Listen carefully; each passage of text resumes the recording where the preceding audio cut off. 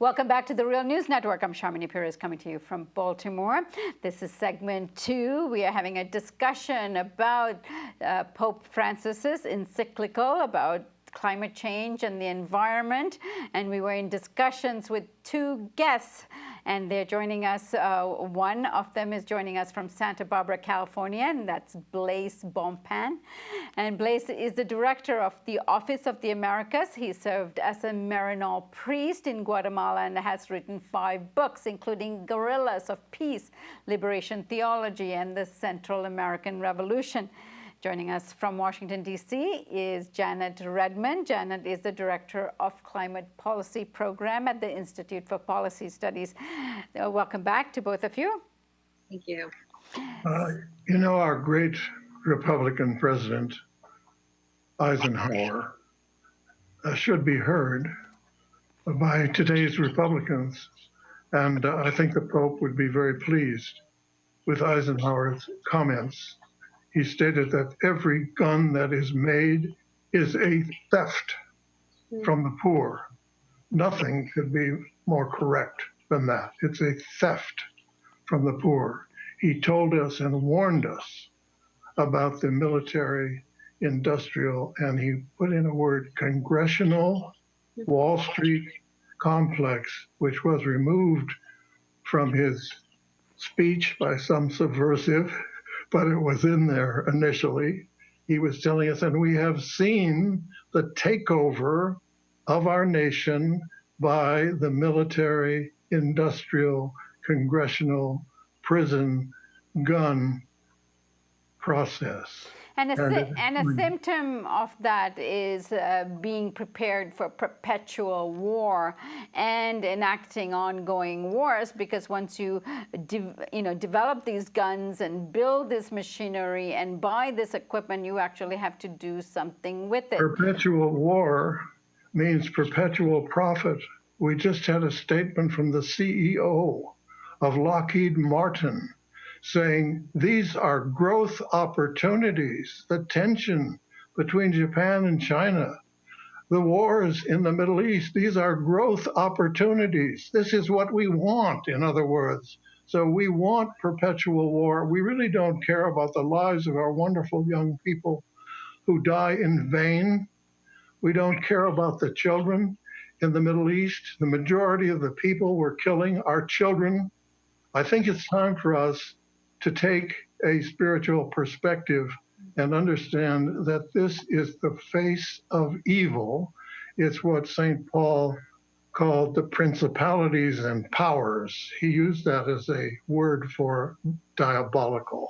Janet, one of the things that we don't often get a chance to address is the fact that the military is one of the greatest emitters of carbon emissions into the air. Can you tell us more about that?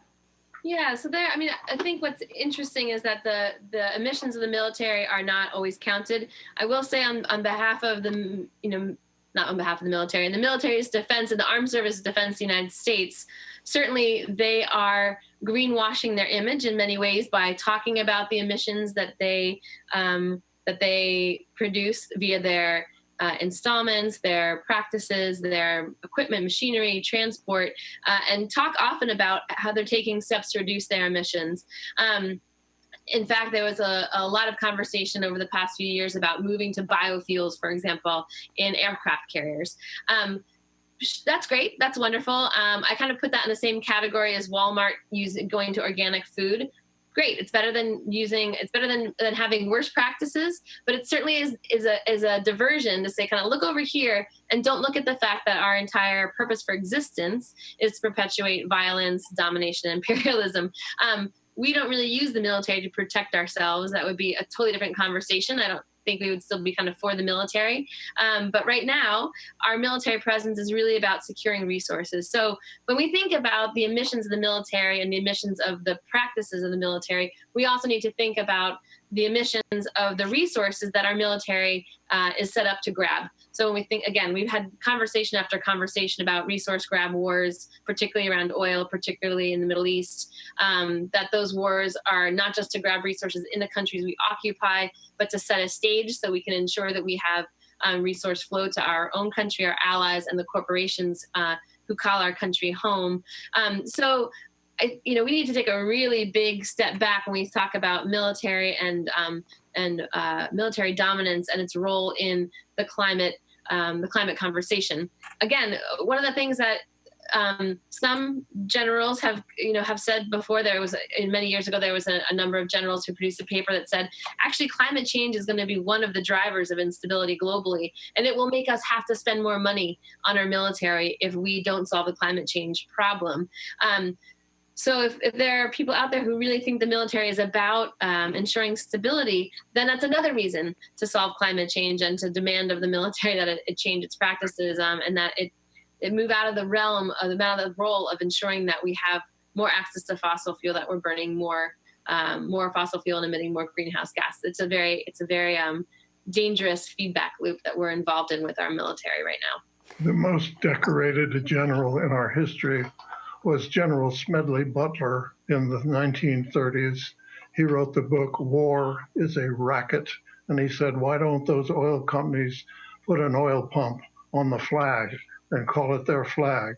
And that was Smedley Butler. Then by the same last name, recently, Lee Butler, who was in charge of SAC, the Strategic Air Command, all of the nuclear weapons we have, came out for absolute abolishing of nuclear weapons. And he's just written his book, General Lee Butler. So two generals with the same last name are telling us time's up for the war system. We have to build a peace system to be in sync with keeping this planet alive. Blaise, what do you think of what Janet just said in terms of the effects that climate change and the melting ice caps and the rising sea levels are having in terms of the poor, for example, in developing countries, island nations in particular, are going to have rising sea levels, which is going to threaten their livelihood. They're going to be looking to escape that environment, and the military thinks that this might be one of the greatest threats facing us today. What are your thoughts on that? We currently have tens of millions of people who are roving this earth looking for a place to stay. We have never had so many people disrupted since World War II. Being disrupted, being uprooted, comes second only to death. Once you're totally uprooted like that, you're out of your culture, you're out of your language. We are already seeing islands disappear. We're already seeing the coasts rising throughout the Asian area and in many other parts of the earth. We have to be able to read the signs of the times. These great canyons, the Grand Canyon is like a book, a lot of pages there, the striations. Each striation is another billion years. Here we are having done more damage in a few centuries than have been done in millions of years. And not to be in touch with that is to be vincibly ignorant, which means to have an ignorance which can be conquered and is not being conquered. And we can't afford to be vincibly ignorant, but our spending on war is destroying our education system. The colleges we have throughout the country, like the University of California, were free. They were public. And now, through some kind of disgusting privatization, students and their debt have increased more than credit card debt.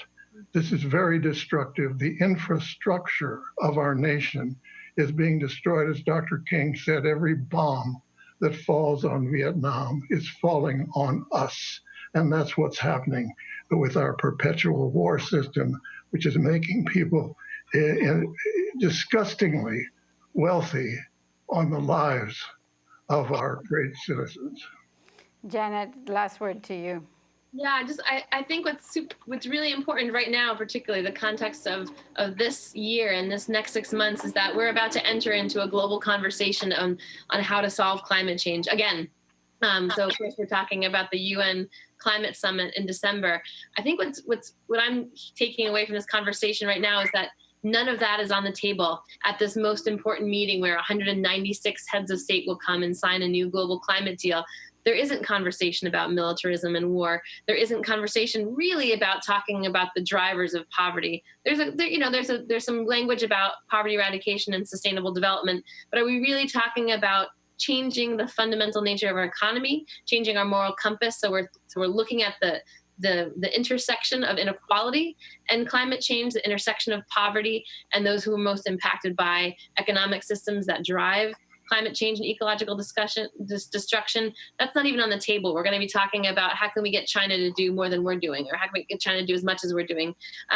So I hope that one of the things that this encyclical does is actually move the conversation heading toward this Paris climate deal, to compel all of us in civil society, in government, in the organizations that will be involved there, in the leadership, but also in the movements moving forward, to really talk about this moral compass, to talk about the intersection of economy and environment, to talk about the intersection of ecology and inequality, and solve those root causes of both problems.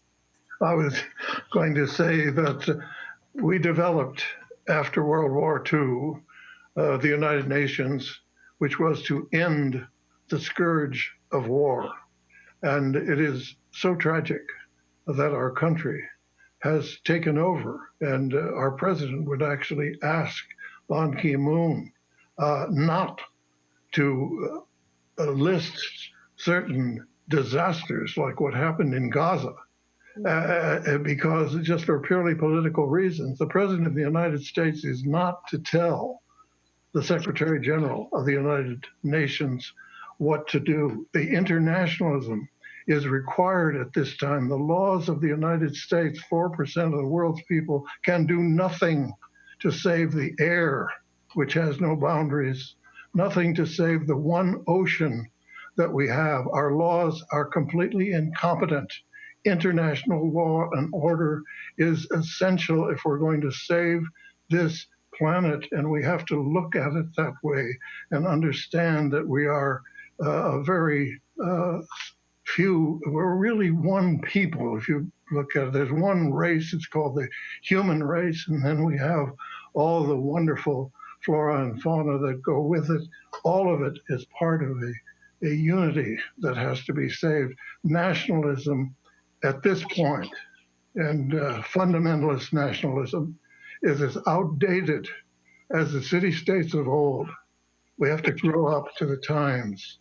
The world does not depend and should not depend on what a few politicians in Washington want to do. Some of them are willing to have a war in order to get elected because their objective is to get elected. We hear people like Senator McCain. I mean, he's talking about bomb, bomb, bomb. Maybe he's thinking of what he did in the past. But this is not the way to look at the problem today. We have to look at it globally. It's a global problem, and we have to stop the parochial thinking, I might say, of just thinking about our rich, our Wall Street, their profit. I'm sorry, that is not the answer to the problem. Blasé Bonpane and Janet Redman, I thank you both for joining us and helping us enrich this discussion at the Real News Network. Thank you. Thank you very much, Sharmini, and thank you, Janet. Thank you. And thank you for joining us on the Real News Network.